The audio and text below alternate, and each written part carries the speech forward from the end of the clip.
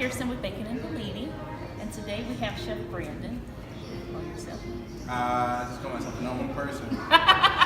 Barely a chef. I just like to cook a lot. Yeah. Okay, you like to cook a lot. So how long have you been cooking? I've been cooking for years, but I've been cooking plant-based food for the last 2-3 years now. Okay.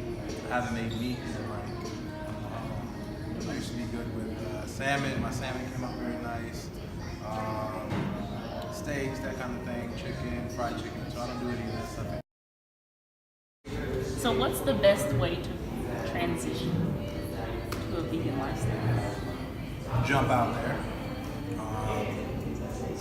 I would say take everything you know about eating plant-based food without meat and forget it.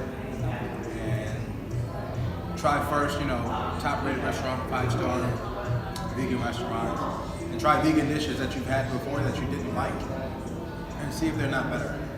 Like, for instance, some people don't like figs, for instance, even though it's not necessarily vegan or not.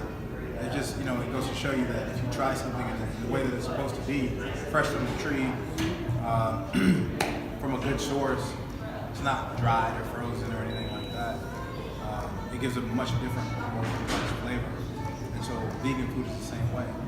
So the more raw that you can be with your food, the more flavorful that it can become, depending on how you prepare it. So it doesn't take a long time to cook vegan food because there's no real cooking that has to be involved. You're more so heating up or frying or sauteing or combining something with something else and making a dish out of it.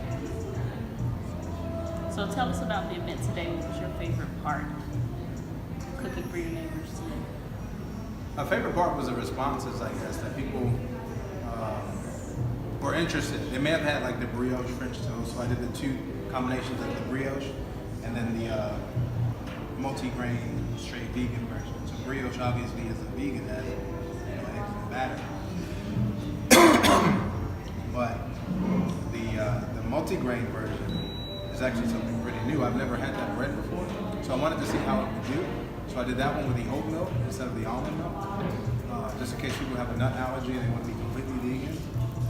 So there were like 1 or 2 people who actually had specific, specifications, and they enjoyed it. So I got the most out of them enjoying my food. So because I like to do it and they like to eat it, we can come in the middle and meet. They enjoy it both ways. So it's perfect.